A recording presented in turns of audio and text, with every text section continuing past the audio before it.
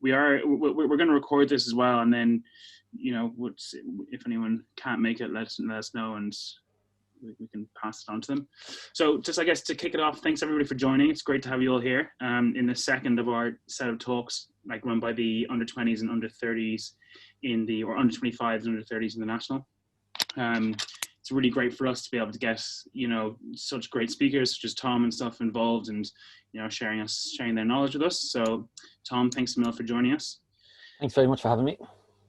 So just before we get going, I know most of you know, but the under 25s and the under 30s are pretty active in the national, and I think we run everything from match racing to social outings to everything. I think having Tom here is great, because I think a lot of us aspire to go bigger and better and see what else we can do, and kind of try the solo stuff someday, and really kind of expand our horizons. So that's great to have him here and show us what can be done.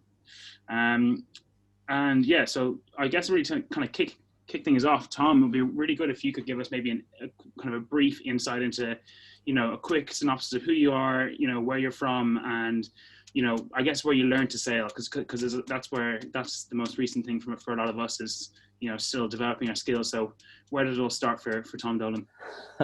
I'm from Kells in County Meath. And I first started sailing on a lake in County Cavan called Loch Rammer. I don't know, you might know it. It's just between Kells and Virginia. If you ever got the bus up to Donegal, you go past it. There wasn't a whole lot of boats. I think we were the only one out back in the day. But I started that with the Yacht when I was young. And then when I was probably about 8 or 9 till about 11 or 12, I'd say. And then I stopped sailing because there wasn't a whole lot of sailing going on in Meath, and I didn't really know anyone else that had a boat. So then I got back into it when I was about 18, when I went to Coláiste Dúlaigh in Coolock. I think some of you might know there's a outdoor adventure management course called Shackleton, they call it, where you can go and you can become like an instructor for all sorts of different outdoor activities.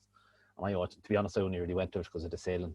I didn't tell them that, but they let me in anyway. But hope there's none of them listening. No, that was a great way to get into it. And then as part of that, they could tell obviously that I liked the sailing a lot.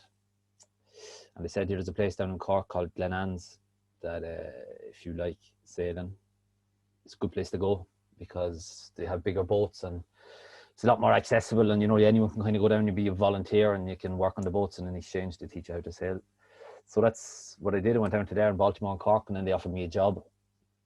And then I suppose I went from there, and that's where I learned a lot of it. I suppose was from the French, because it was set up by old French resistance people that ended up in Ireland in the late 60s, early 70s. So I think that was where I first got the whole French connection, I suppose you could call it. And that's probably where I learned the most of it. So between the Outland, Shackleton, and then France, and then bouncing around boats for years, I suppose. I did a bit of racing up in Dublin. Even I used to rock up on the marina there and just kind of boat hitchhike, just ask people any chance of a day or two. And I did that a bit in Crosshaven, and I did it a bit on different boats. I did on a Challenger 72. I remember one time I went down to the Cape Verdes, and then I went across the Atlantic on a friend with a woman I met on the ISA. Actually, the ISA used to have a crew website, different bits and bobs like that. I suppose that's where I learned the most. Nice. So you'd say probably I'd say, because you've kind of done all your sailing, I guess, in the French side of things, you'd say kind of Glenann's is where that started then, yeah? Yeah, exactly. Yeah. And then from a performance or racing side of view, I think then it was the class mini that I did. Yeah. That I learned most, I'd say. Yeah, so I mean, I guess kind of these days you're best known for your Figaro sailing, and your 5th place in the last race, which was incredible. But it didn't start there. It started in a much smaller, much less comfortable boat, I'd say most people would say. So I mean, tell us, what's it like to race a mini? Because I've been out in one once, and I can tell you it wasn't pleasant. But what do you think? I think it's great. I think for anyone who is thinking about getting into it, it is a great way to it's supposed to be the most accessible way to get into offshore racing or single-handed offshore racing, because the boat is very small. To some famous sailor once said, "Small boat, small problems," which means like it's only 21 foot. If you have to, you can take the mast off and put it in a trailer and drive around the back of your boat. There's loads of them, especially in France. There's so many of them lying around the place, so it's fairly easy to get your hands onto. Easy. don't know, Yeah. it's easy, but it's possible to get your hands onto a boat, and then once you've that, you can. It's kind of a stepping stone. So that's what started me. I suppose I got same when I fell on the internet on the Class Mini website. I sent him, and he was looking for a crew for the Mini Fastnet in 2012. It would have been. And I sent him a message saying I work in Glenans. Any chance you want someone? He goes, "Oh, I learned to sail in Glenans. Oh, you come along with me?" And it was the disaster. Like we came last, and like you said, we were wet and everything. But then he kind of said, "Here, look, this isn't for me. I'll lend you the boat." And that was kind of the stepping stone I got to go into it. Nice. The other great thing about it is that the level isn't anywhere. The top 10, it's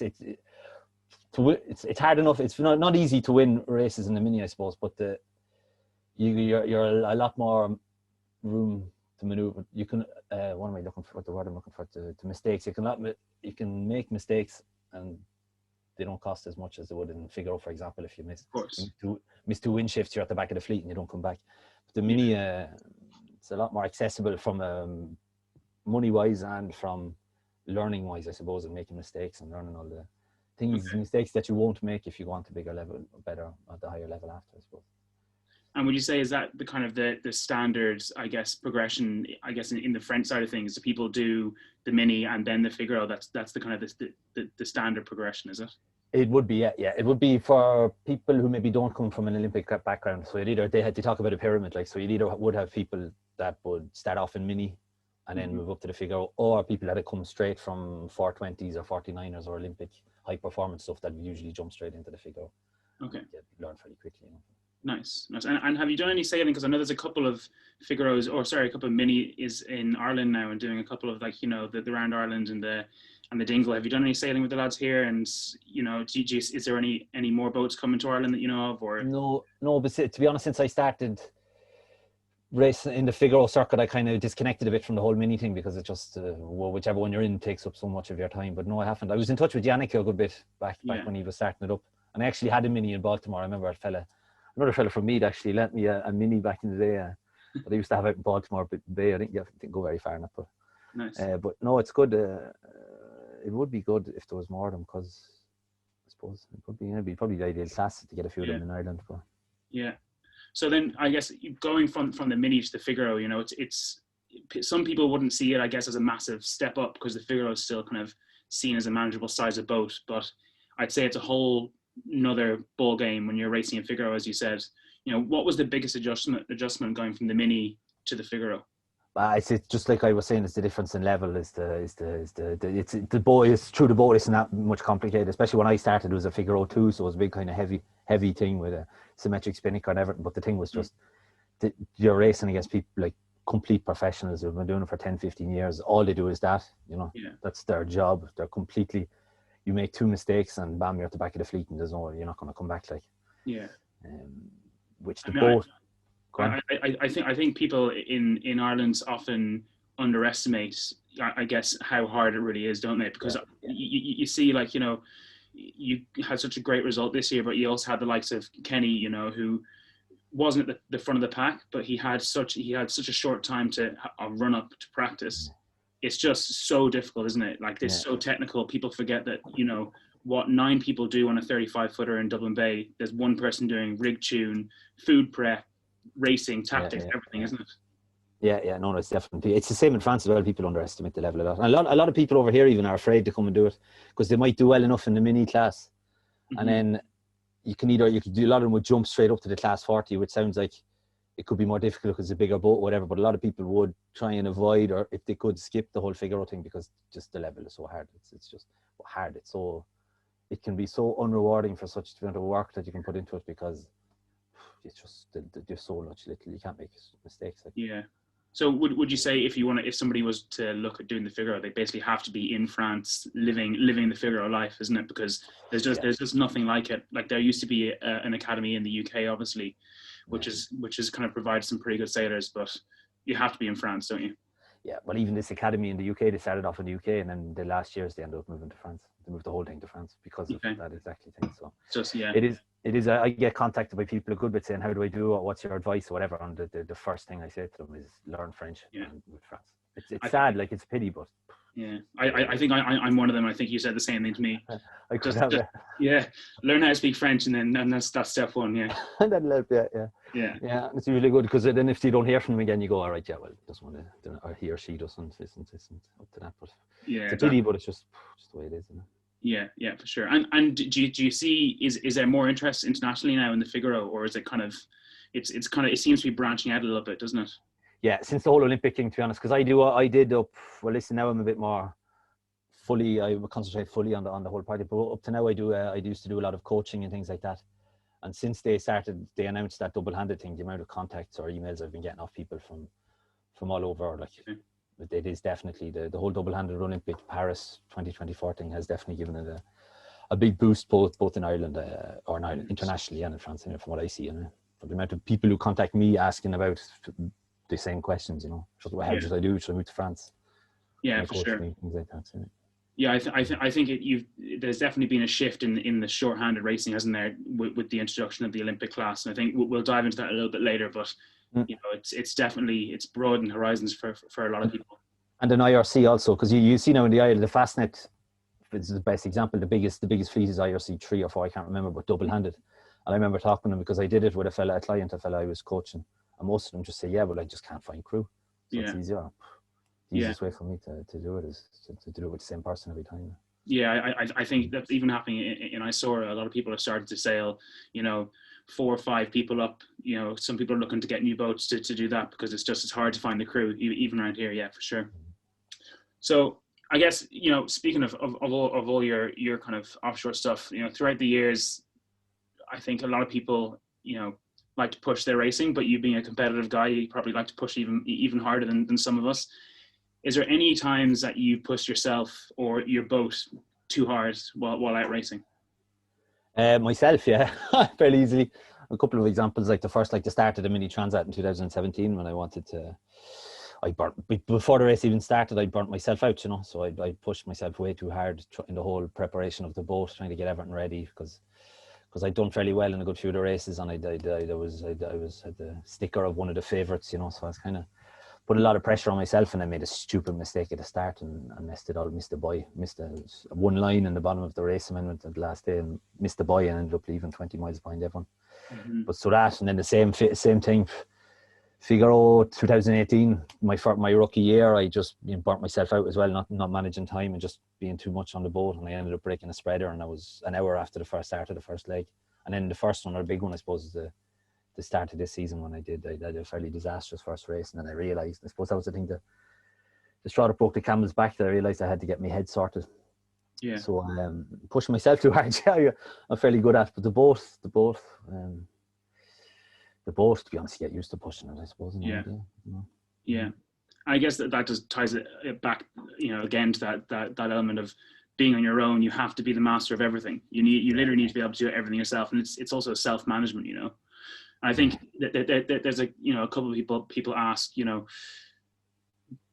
it on your own, like, do you have to be the best at everything? Like, do you have to be like, professional sailmaker and a professional boat builder and, a psychologist, or how did you train yourself up in all these different disciplines, or did you just kind of learn as you went?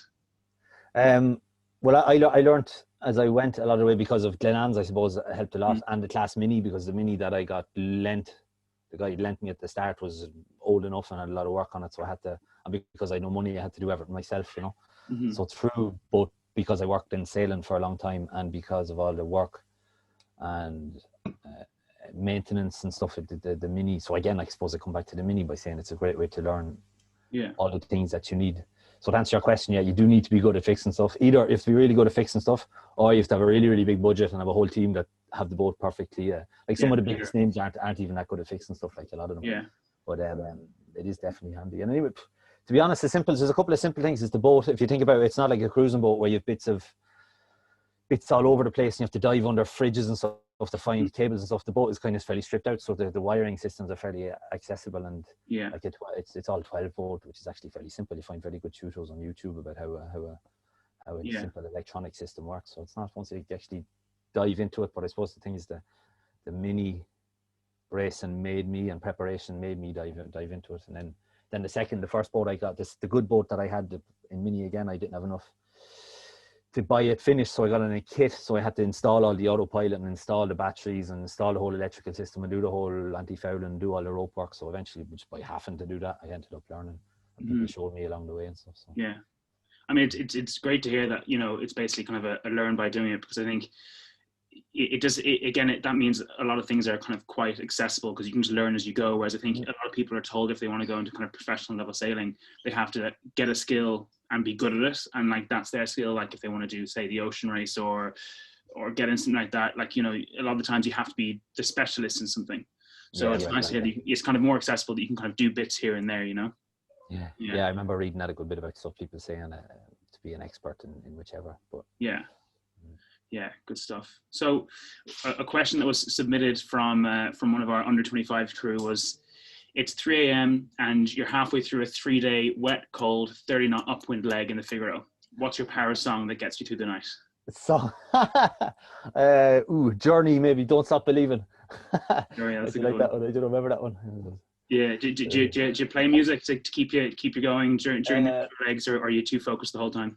No, that's the Figaro. I don't, to be honest. A little bit maybe at the end, if there's not a whole lot happen, I don't. But but going across the Atlantic, I would. I listen to a good bit of music and stand-up comedy, you know, Tommy Tiernan and things like that. I like listening to.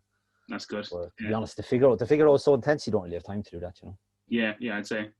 So I mean, like, being on your own, you know, people would assume you want to have a couple of things to keep you entertained, but if you're probably just so kind of into it the whole time, you're constantly busy, or you're trying to sleep, isn't it? Yeah, exactly. Yeah, so the race is the best entertainment you can get. It's what you've been looking forward to all year. Yeah, I'd say. So then, I mean, I guess one that's really relevant for everyone at the moment, you know, it's been an interesting year, and a lot of us kind of who have spent a lot of time on land because there's been no racing have had to get used to the isolation. But I guess, you know, that's your job, is to be isolated a lot of the time, you know, whilst out racing. You know, how do you deal with that when you're on the boat? Is it just keep yourself busy and there's no time to worry about it, or, you know, how does it go? I suppose that yes, I suppose that is the answer. The thing is, if for those of you who are worried about the isolation of it, I think that the word isolation incites a negative aspect, or something meaning that you're unhappy with it. So first of all, if you're unhappy with it, you probably shouldn't be doing it, to be honest. So I don't like, you don't really, because the racing is so intense, you're never really on your own because your boat's all around you, or boats are not far from you, and you're in such you're completely engulfed in the whole competitive side of it that you never really feel alone, if you know what I mean.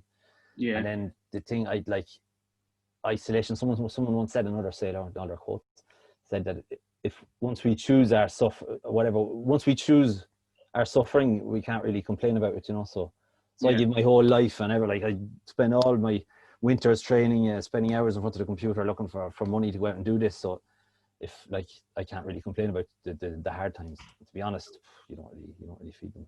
Yeah, it goes back to that. It goes back to that old thing of, you know, if you enjoy what you do, you'll never work a day in your life, isn't it? You'll just That's a good one. Yeah.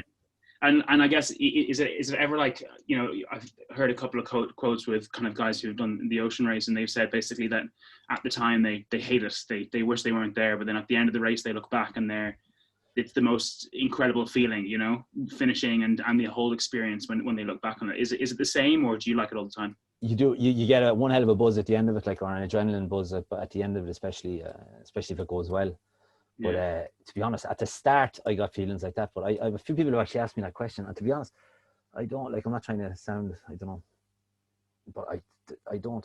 I haven't had a what the hell am I doing here moment in a while. You do have them when something goes wrong, like, but I don't. I've never said I hate this. Like, no, I love it. It's good. It's good. Especially what's the competition. Yeah. And if I went off cruising around the world on my own, I'd probably be so bored. I'd say, well, what am I doing here? But no. Do you ever get nervous coming up to a race, or is it just? Yeah. It's my big thing. Yeah, the last hour or two before we leave the pontoon is horrible. I hate it. Really? Just stage fright, I suppose. Yeah, it's part of it. Like, you just have to just drink water, walk, stretch, just try and not think of it. But there's before we leave, they come, and we all have to be on the boat an hour and a half before we leave the pontoon. That's why if they come and they can check seals or make sure everything is in order. You know, they pull people out of hats to make sure no one's cheated or no one's got a phone on board or stuff like that. So you have to hang around for an hour and a half before you leave, especially if you're on the inside boat or whatever. It can be so long, and then I get really, really nervous. Stress, just performance, stage fright, I suppose. And then for the figure stuff, do you have like a shore team that helps you with that kind of stuff and all that prep and that, dock off and that stuff, or do you do it, fully solo? For the solitaire, yeah, I have someone. Yeah, it's so, because it's one race after another. It's like the races, the legs are all 500 or 600 miles, so it's one after another, and you can have just 2 or 3 days of a break, so you're so tired you can't. You have to have someone. So I had someone for the solitaire last year, and then apart from that, I did most of it on my own, I think. But it's ideally, if you want to do well, you should have the idea. The best guys all have a short team all year round. They don't manage really to go. It's the aim. So like you have your preparator then for your Figaro, and I guess that's your team. It's 2 of you. Aside from that, would you ever do any fully crewed racing, or is solo the only thing for you? No, I do. Yeah, I actually got into this because I was dreaming of doing the Volvo ocean race, and then I found it hard on crewed boats because I found it a bit boring just sitting there doing one thing. And there's always this weird kind of, well, I found anyway, probably because I'm a bit too shy, I'd say, but kind of, what job will I do? And I won't say anything, even though, like, you can't. I wouldn't express myself, but yeah, absolutely, yeah, team racing I probably will do, and I've had some offers to go do crew racing on some fairly cool boats. I did the Sydney to Hobart a few years ago. I've done a bit on IRC, but yeah, absolutely crude racing. Yeah, why not? That's good. No, cool. I'm not completely blocked. Nice.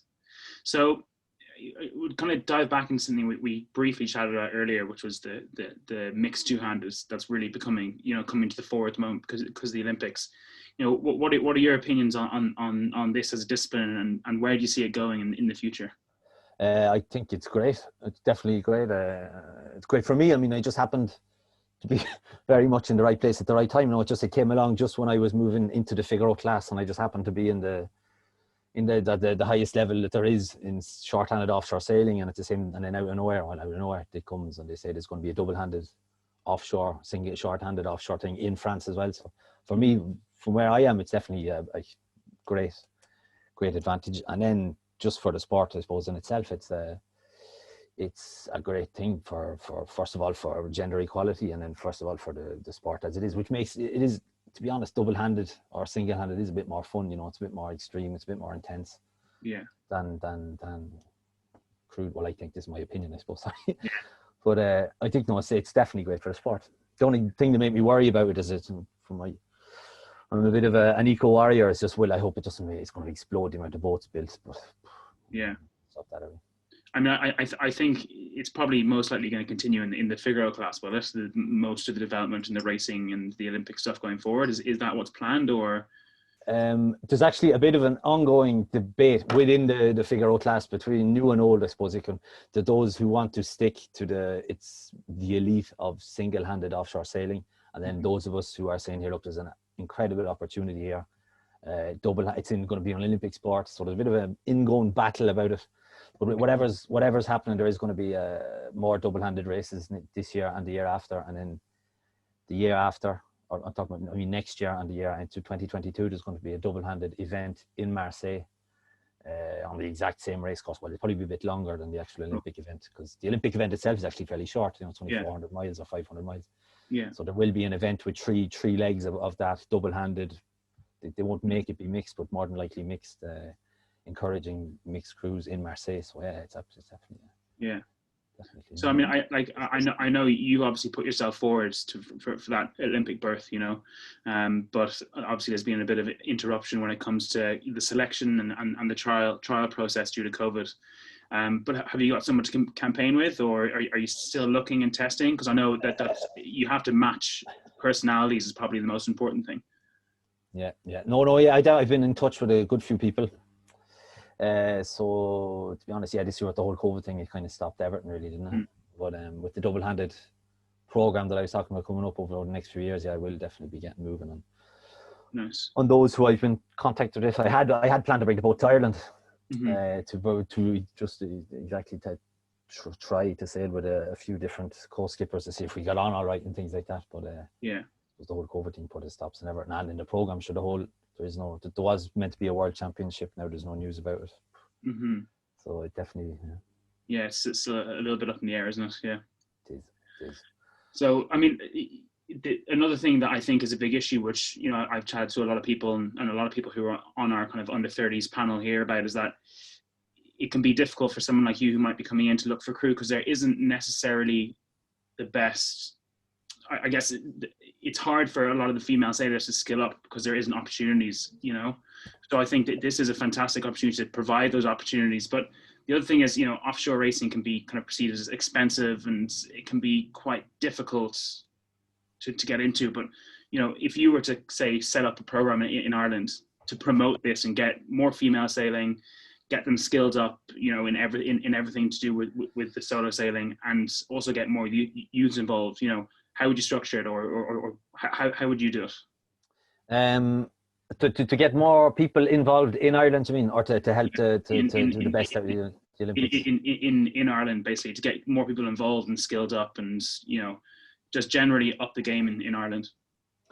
It was funny, I was actually talking to someone like this morning. I think there's a thing to be done. There's a thing to be done now, is that there's a lot of boats. I don't think people realize there's a lot of boats lying around doing nothing, especially in France. And there's a lot of boat owners, who struggle to find crew. Okay. And I think there should be, like, I don't have the time to do it right now, but I think in the long term, a sort of idea that I had was to try and, there's probably some sort of link to be able to be made between people who struggle to access offshore sailing and offshore racing, etc., and don't have the money to get a boat, and these owners who have a boat don't really have a whole lot to do with it. It's not as big in Ireland because there's lots less boats, but especially from a French point of view, I take the example of a Mini. So people who would ask me, how would I get into the Mini? I go, here, look, drive to Lorient. There's a car park with about 100, not 100, I exaggerate, but there's what, about 30 of them in there. Go look at one that's covered in green moss, Google it, find the owner, send the owner a message and go, here, look, I'll look after your boat if you let me use it. And it works, because I've said that to people, French people here, and they've done it, and they've done the Mini Transat with it, and they've done lots of things with it. So I think that there's definitely a way, and I suppose kind of my not a retirement plan, but if I were to move back to Ireland, I'd love to do that, to try and make some way of getting maybe a good IRC boat or something, an owner who can't find thing, and say, here, look, I'll get a little crew for you, we'll train it, we'll take the boat out of the water, we'll fare the whole hull, we'll absolutely optimize it IRC wise, because I know how, and then we'll race it, I'll train them, and then we can go and win the Fastnet. And, you know, that's a kind of, I probably went off on a couple of tangents there, but to answer your question, there's some way of making a link between all these boats that do nothing, that are sitting around just getting green and polluting the planet, and all these young people like you are itching to go sailing. Yeah, no, I would agree, because I think there's also a lot of young people, and like myself is a huge example of this, are guilty of just kind of wanting to go straight for the top of it. You know, you want to get your figure 3 with the foils, and you want to go race with the best, but you've really got to start from the bottom up, and you've really got to kind of work your way, you know, as you said, do that graft, haven't you? It's more of a journey than people kind of, I think, really think. Yeah, or you have to find a load of money. That helps as well. It will help. Yeah. No, but yeah. Would you say, like, that the kind of the financial side of it is one of the hardest things of your job? Because I know, I was even chatting to Jo Malloy about it, and she was saying that she spends so much, like, hours and hours and days on the computer just trying to email anyone, and constant presentations, because I think that's another thing that people kind of underestimate, is how hard it is to raise the money. Yeah, it is. And it's the hardest, like, if you think it's the hardest part of it by a mile, because you think what we like and what we enjoy is being on our own in the middle of a boat, and then, like, you have to go into putting on a suit and tie and going into an office in Paris is probably the most stressful thing I've ever had to do, you know. And as Joan says, sitting in front of the computer, and it's not what we're good at, you know, trying to do the whole business side of it. Although I have learned a lot because I've had help. I think, first of all, you have to have help. So but you have to be, again, a little bit creative. Is thinking your whole network think of all the people you know, cousins, aunties, uncles. Is there someone who knows this sort of stuff who might like to do it, or might like to help you? And then because I don't know any sailor. Well, I know a good few of them are good at getting money, but I don't know anyone who does it, who's done it on their own. Yeah. And the other thing, I guess, that is probably quite difficult for you is that, you know, if you think about the Volvo Ocean Race, or any of the big races in, like, the 100-foot trimarans, like, they all have so much media coverage and media men and women, and they have, you know, they have so much like TV support, whereas you're on your own racing. It's probably quite hard to generate the returns for a sponsor in terms of, you know, the media for them. Like, you know, you don't want to be whipping out a GoPro every 5 minutes to take a video of yourself on the boat when you're focusing on racing, you know? Yeah. You'd be surprised though, because that's sort of mini Figaro thing is, especially with the mini, I would agree with you. It's a bit hard to sell, or it's a bit hard to, there's less media and less coverage and stuff. But the Figaro in France is quite covered, quite mediatized, if you know what I mean. But the problem is in Ireland, selling that to an Irish company isn't that easy, unless of course they're installed in France. Yeah. But the thing that saved sailing, you have to say it, is the social networks, YouTube videos. Like before, imagine trying to get onto a television or in a magazine back in the day. But now people, if they're interested in wingsuiting, they Google wingsuit and they have it straight away, and they'll have the best wingsuit or the best 10 wingsuiters. But now people, it's opened it up to people who follow sailing, and of course to us who like to share a video of us eating something in the middle of the sea. But it's definitely so it is. Though I wouldn't be too quick to criticize it, because it is sellable and there is a return on investments for it, especially. I like, definitely, you know, as is the case with a lot of sailing, you know, the Vendée Globe that's happening at the moment obviously is really kind of pushing the boundaries when it comes to everything, when it comes to performance and the media as well. You know, some of the media that's been coming out of the Vendée has been incredible. Alex Thompson especially, you know, I think he, you know, and that stuff will trickle down. Like, do you see a lot of that kind of trickle down from the top like performers in the Vendée into kind of the sailing you're doing? Yeah, it would. Yeah, because a lot of the best skippers in the Vendée would do the Figaro regularly. They'd have it, like, they've such a big budget that they do it on their spare change, just because it keeps them in that kind of racing mode or mindset, or being at sea, looking at adrenaline, navigation, routing, and stuff like that. So a lot of them would do it as a training ground. So yeah, you definitely would get trickle down. Trickle down into it. But it's mad. I was reading a thing in the paper the other day saying one in every 2 French people follows the Vendée Globe. It's mad, isn't it? Like, the country has 60 million, so that's 30 million people follow it.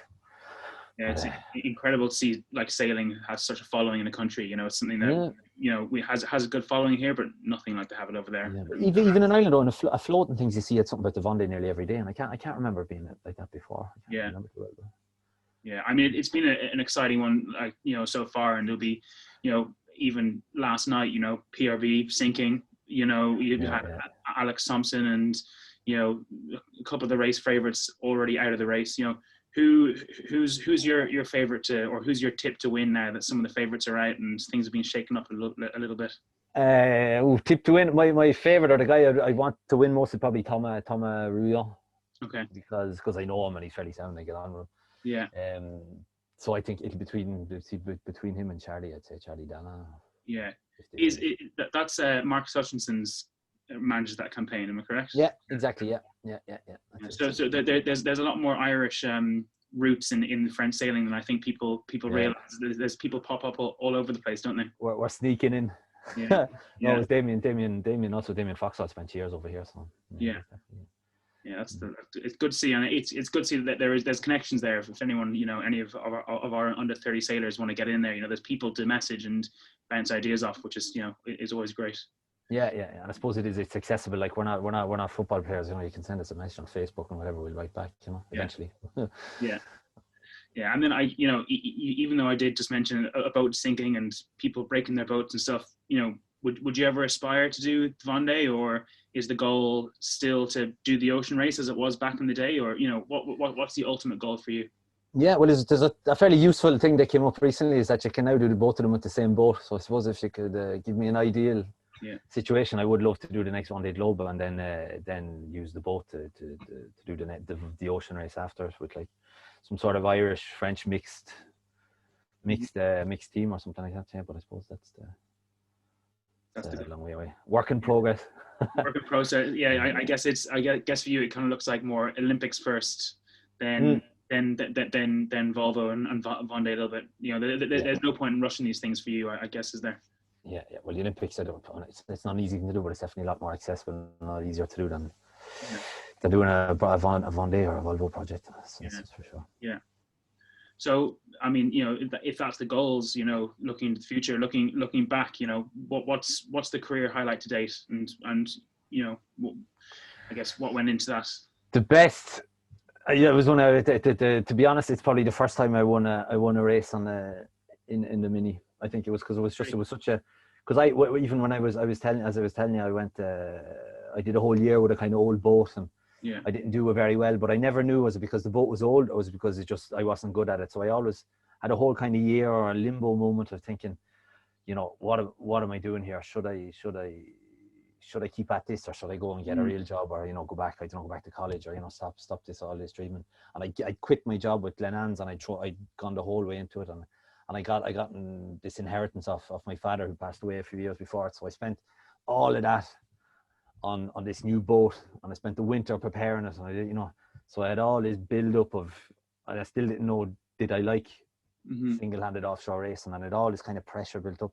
And then I went, and the first race I did on my own, I won, and I remember just the feeling of the it was odd, like start first mark, I was like, geez, I'm fairly far ahead, what's going on here, how bad? Next mark, geez, I'm second, geez, and the next one I was like, whoa, holy shit, this could be this could be for me, Yeah. And that was was really that kind of your light bulb moment when you're like, yeah, this is the career path for me, this is what I'm going to do? And before that, I didn't have career plans or anything. It was just like, can I do this or not? And then it was kind of, yeah, okay, why not? You can do it. And plus I loved it, like, so. Yeah. There was no questions. All doubts were nailed. I suppose the worst thing is doubt. Yeah.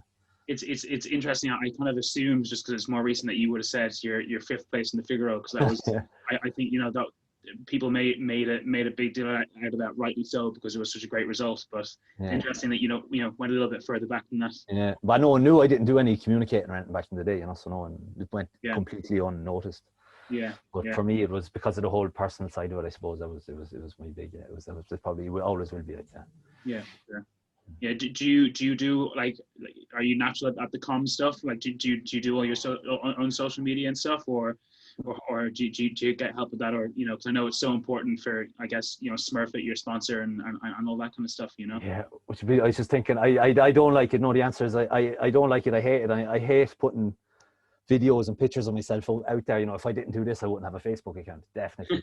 But I did. But to answer the question, at the start for the first years, maybe up until last year, until I really professionalized, I did everything myself. Yeah, I even made a website once by myself on my own. Spent hours sitting down making this website. The internet sites where you can Google, make your own website. Like, spent hours doing the thing in English and in French. It doesn't exist anymore, thank God. But yeah, I did all that. I used to make my own videos. Used to chop and change the videos, put subtitles on them. I used to have. But another thing, like fixing boats, the kind of a thing you learnt. Yeah. You do it by learning it. But to answer your question, I have someone who does it for me, because I can't. Sure. Nice. So I guess we've done our 40 minutes of me grilling you, and I promise everyone that we kind of open it up to the floor a little bit. So we have a couple of questions come in already, and if anybody else has questions, pop them into the chat box, and we can do it that way. And the more questions, the better, because good to get things answered while we have Tom with us. So the first question is from Noel, and it's, what are Tom's top 5 things in terms of preparation for a race? Prep overall.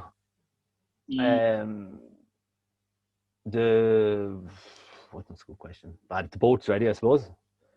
The weather, everything to do with the weather is ready, and that you've done it for 2 or 3 days up running to the race, so that you're not looking at it the night before the race to see where I go, Jesus.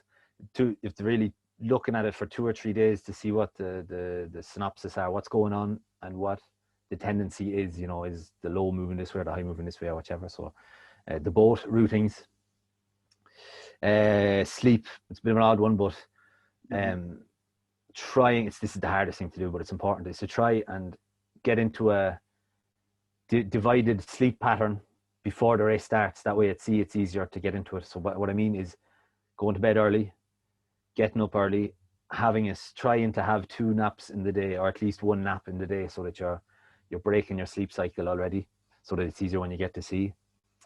And then exercise and nutrition, I suppose, making, even though it's hard to do because you're stressed about the race and you have stuff to do in the boat, is going and just even going for a little jog and eating properly and just being ready to arrive as fresh as I can, Yeah. So it sounds like it's most of the pre-race is personal prep. You know, you Yeah. you can probably take the boat off pretty early on, and then That's the boat has to be. If you want to do well, you want to perform. The boat has to be. The boat has to be ticked, as you say. Yeah. If it's not at the start of the solitary figure, oh, you've messed up your year. You know. Yeah.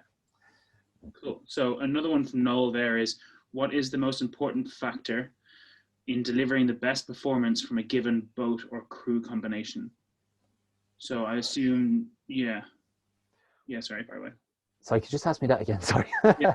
So what is the most important factor in delivering the best performance from a given boat / crew combination? So I guess that probably means what's most important when it comes to managing a boat and crew to get the best out of that boat?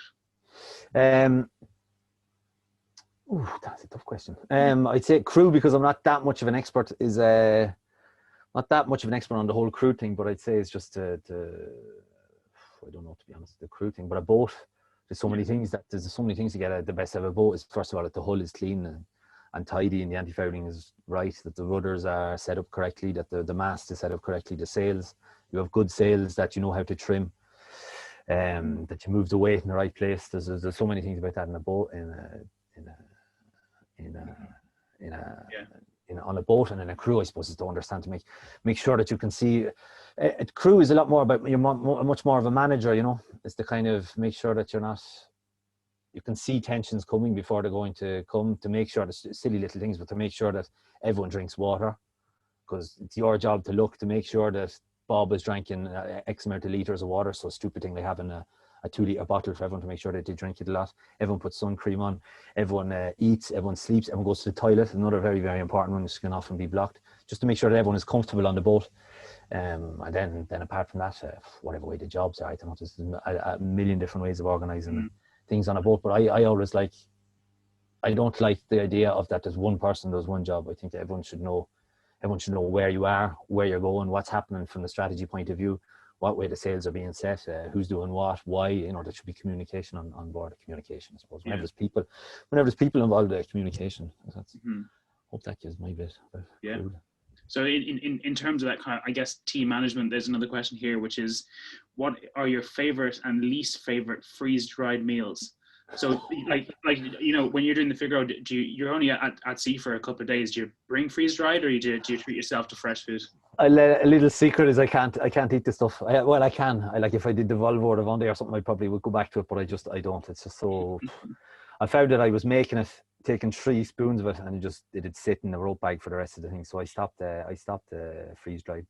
So now what I eat is kind of boil in a bag, like a tin, but it's soft, you know, a little bit heavier, but you don't put water in it, so you can you take less water with you, so that maybe a little bit heavier. But to be honest, I don't eat freeze dried. It gets tough. I guess it's probably more important that you have food that you enjoy to keep morale up than it is to do the freeze dry stuff. And it's another good thing about being in France is, you know, that the French love their food, so even the best guys are always going to take a bit too much. You know, you can always see them putting lumps of cheese and saucisson and stuff on, so everyone goes a bit lax on the food. So we asked you already, what is your career highlight? Now another question that's come in is, what is the toughest moment of your career to date? I'd say probably the mini transat back in 2017. What happened was, it was the day before the start, there was a big, really heavy fog. And what they have, like in most races, they'll have a start line and they have a windward mark, the idea of which everyone sails around that way to take some photos. Because it was very heavy fog forecast, they moved it 2 miles inward. And I was stressed and had badly managed everything, whatever. And it was the last line in the race amendment that we got the night before, and I didn't see it. So I sailed up and I sailed to a mark that wasn't there, and then I realized it wasn't there, and then someone nicely, one of my competitors rang me and goes, "Where the hell are you going?" And I had to sail back, put the spinnaker up and sail back to this mark, and they'd taken the mark away. So I left with like a 20-mile handicap, and then that was probably the low point of it, really. A mentally tough one to dig yourself out of, I'd say. Yeah, right at the start of the race when we were we're going to 10 days at sea. It was I handled it badly, but I suppose I learned from it at least. Cool. So another kind of, I guess, more technical one for those on the call who don't know, when it comes to the mini class, there's the prototype and then the series mini. So which would be better for somebody who's looking to get into racing, and which one do you prefer? And if you could just describe the difference between the two. So production type is more means a box rule, which means that either ones are box rule. So production type is a bit more strict, which means that the boat has to be made out of fiberglass, a fixed keel, aluminium mast, and the sails are controlled. So it means like that Dacron or polyester sails, which comes out a lot cheaper. And the prototype is a box rule. It's a lot more loose, so the boat just has to be in whatever size, which means you can have a canting keel, can be made out of carbon fiber, swinging masts, anything goes more or less once you're in the box. To be honest, I would say if you want as a start into racing, go for the production class, because the problem with the prototypes either is if you want a top spec one, it's going to cost a fortune, almost as much as a figure 03, I'd say. Which means if you don't get a top spec one, you're going to get an old one, and you're going to spend your time fixing it. Which is good if you like fixing stuff and you like the idea of making a boat and optimizing and maybe putting foils on it. If you're a fixer upper, go for the prototype. But if you really want to get into racing and you want to compete against boats that are more or less the same, where the difference is go for the production. Nice. Definitely. Cool. So we have time for maybe 2 or 3 more questions. So one from Fiona Tully is, what was your thought / how did you feel at your first ever solo race start, and how did you manage the nerves right on the start line when there's all those other boats? Did you have a manic moment when you were there? I can't remember. I'm just trying to think of it. I can't remember the first race. When was it? Was it 2015? I can't remember. I'm so sorry. I can't remember the first one. I can't. It's probably means it was stressful, because usually when I'm stressed, I can't remember. It's like when I was saying the start of the race starts, the stress. A lot of people will come up to me and go, "Yeah, geez, it was great to see you at the start of the race." And I say, "You were there at the start of the race?" My mind kind of blanks it out. So to answer your question, it must have been stressful because I can't remember. I guess at this stage you're notching up so many solo starts that they're probably, some of them you kind of forget a couple of them, I'd say. Yeah. So another one from Noel, a kind of a technical one, is what would you choose? 0.05 of a knot more boat speed on every point of sail, or 5% more accurate weather forecasts than your competitors? Good question. 0.5 knots. Yeah. Would it be upwind as well? Yeah. There's no. I don't think there's any question there, because if you can go at 0.5 knots faster upwind, you're going to be fairly quickly in front of the rest of them. Then you can just control it. I've been correct. It's 0.05 knots. I'd probably go for the weather. I'd say 0.05 is not all that. That's not hard. Do you spend a lot of time during the race analyzing your weather, or is it all pre-planned? No, I do. Yeah, a lot of time analyzing the weather. Okay, and you're sent like weather files during the figure out like every 12 hours, or?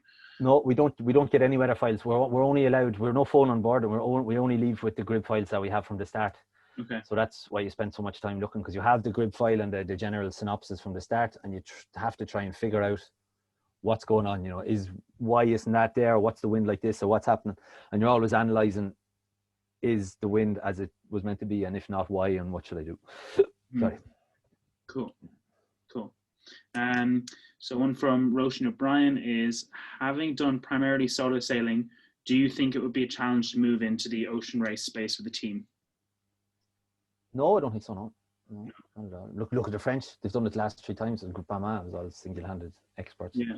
Dongfeng the last time. No, not at all. I think it's even a strong point, because it means you're on a boat with people that can do everything. Yeah, having a bunch of solo sailors on board, it go one or two ways. I think people will probably think it's either everyone can do everything or everyone wants to do everything. Yeah. I'd say the roles would have to be fairly clear, and you'd have to make sure that you'd have to definitely do a lot of testing before you actually went to do the race. To make sure the people would be the problem. Yeah. Sure. So one last question here now is, how important do you think the mental aspects of offshore sailing are in comparison to being physically fit? one kind of goes with the other, if you know what I mean. Mm-hmm. If you're not physically fit, you'll tire quicker, and then you'll probably crack up quicker. Mm-hmm.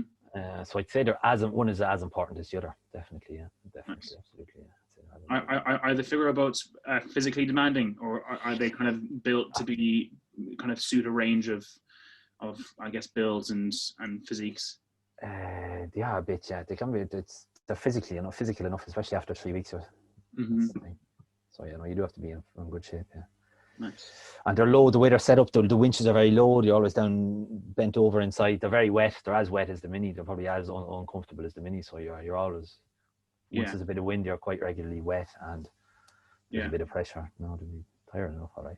Yeah, I'd say there's a lot of spray that comes up from those foils. I say, is it because also those foils don't necessarily make you fly, do they? But it's more of a riding moment for those boats. Yeah. Well, I was really tired one night. I thought the boat was flying, but I could have been the fatigue. Yeah, I'd say you wish it was at times. Yeah. Well, look, Tom, that's the end of the questions coming in from the audience. I can't thank you enough for taking the time. I think it was incredibly insightful for me and for a lot of the people I know. I can see the list of people on this call. A lot of them are really into their sailing, and they're really interested in everything you have to kind of all advice you have to part. So we have to say thank you. We do have a bottle of the Nationals of the gin and a bottle of the National Yacht of 150 wine. So we'll post that up, package it up, and send it over to you in France. And thanks very much. You can enjoy that over Christmas. Be good for Christmas. And I think I speak for everybody when we say best luck with everything in the future. We're looking forward to keeping an eye on all your adventures and seeing how you get on. No, thanks very much. Thanks for having me. And I'll be doing, if there's anyone in a bit more into the weather, I'm doing a talk for the Royal Institute the 15th of December about strategy and stuff. So there'll be a bit more if anyone probably see it on a float and stuff. But thanks a million for having me. Hope to get home soon and see people. Nice one. Okay. Thanks, Tom. Thanks, everyone. Thanks. Bye.